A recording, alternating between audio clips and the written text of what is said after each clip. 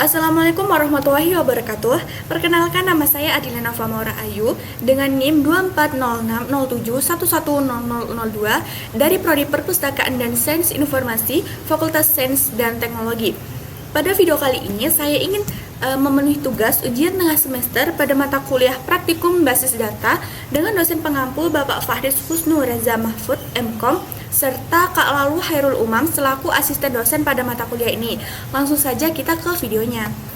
Nah, pengerjaan UTS kali ini tuh kita disuruh membuat query dari tabel di atas. Tabel ini, terus menentukan tipe data, primary key, dan constraint yang tepat, dan memasukkan nilai ke dalam setiap kolomnya, dan memperbaiki kesalahan yang terdapat di dalam tabel. Jadi tabel di atas ini belum 100% benar. Jadi kita disuruh mengidentifikasi apa sih yang salah di dalam tabel ini, terus mengeksekut setiap tabel satu persatu dan menampilkan semua tabel serta menghapus semua tabel satu persatu.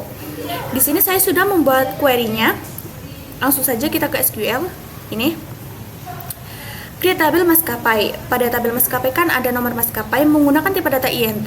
INT kan termasuk tipe data numerik ya, dan primary key. Primary key ini constraint-nya. Jadi kayak kata kunci gitu loh kan. Kan nggak mungkin ya nomor maskapai ini sama satu dengan yang lainnya. Jadi ada yang beda lah. Terus nama maskapai menggunakan tipe data varchar. Terus negara asal juga menggunakan tipe data varchar. Nah, varchar ini tipe data yang fleksibel menurut saya. Terus ada create table bandara. Maaf, ini dihilangkan dulu ya.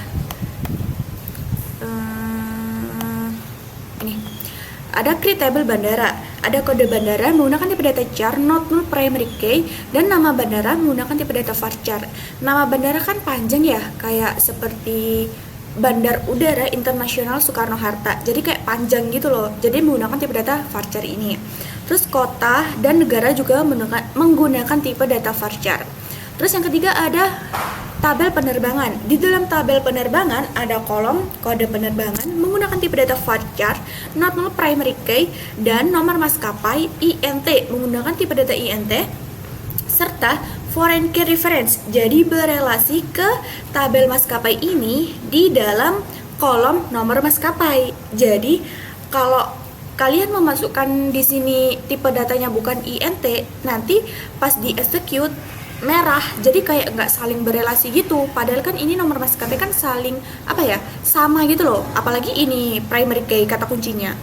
Terus yang ke ini ada asal. Asal ini juga menggunakan tipe data char serta berelasi juga pada tabel bandara di kolom kode bandara. Tujuan juga menggunakan tipe data char, berelasi juga dengan tabel bandara pada kolom kode bandara. Terus waktu berangkat dan waktu tiba ini menggunakan tipe data varchar. Menggunakan tipe data datem juga boleh sih, bisa. Dan kapasitas menggunakan tipe data INT, dan harga tiket menggunakan tipe data money. Jadi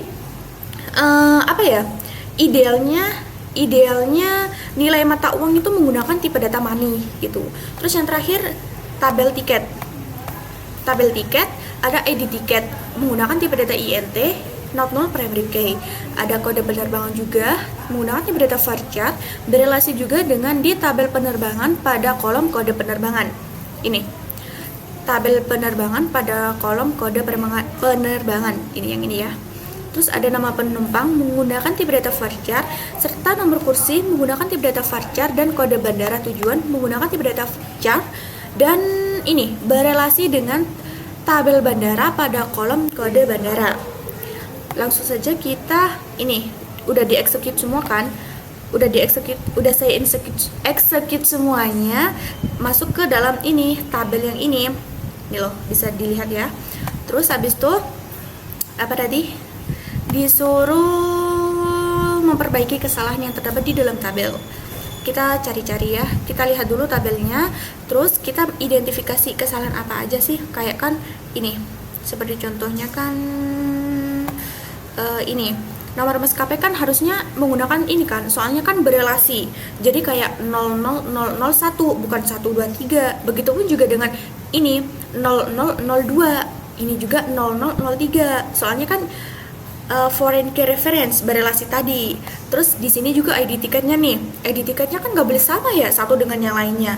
Jadi gini, saya menggunakan yang ini 10001 10002 10003. Terus pada kolom yang ini kode penerbangan GA123. Kita lihat di kode penerbangan GA123 ini kan tujuannya kan DPS. Ini benar tujuannya DPS. Terus yang kedua ini kok tujuannya DOH. Nah ini berarti salah, berarti nanti diubah menjadi DPS seperti contoh ini, seperti halnya ini. Nah ini kan udah diubah. Tadi kan DOH kan, iya tadi kan DOH kan, sekarang jadi DPS. Ini baik. Untuk selanjutnya insert into ini untuk menampilkan data di dalam kolomnya. Jadi jangan lupa menggunakan values di akhir katanya. Kita coba execute satu persatu dulu ya, dari yang tabel maskapai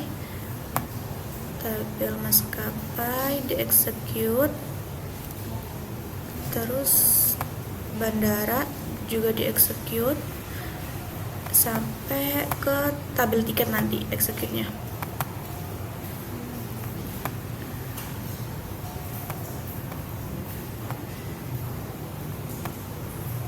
Ini.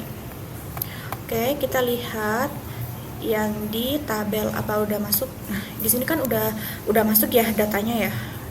DBO bandara, maskapai, penerbangan, tiket. Terus kita menampilkan isi data dari kolomnya. Itu kan cuman judulnya doang lah kasarannya tuh. Jadi kita ngisi isinya.